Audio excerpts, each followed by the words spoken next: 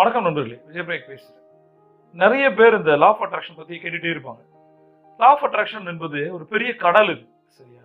அதை எவ்வளவு நாள்ல பண்ணணும், என்னென்ன முறைகள்ல பண்ணணும் அப்படின்றத முதல்ல நம்ம தெரிஞ்சுக்கணும்.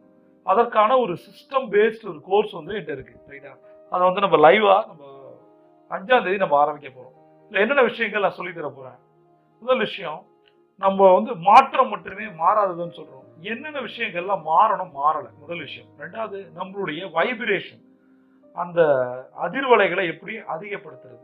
மெயினா நம்ம நிறைய கனவு காண்றோம், நம்ம சுத்தி நிறைய செல்வ வளங்கள் கொட்டி கிடக்குது. பட் நம்மளால ஏன் அதை ஈர்க்க முடியல?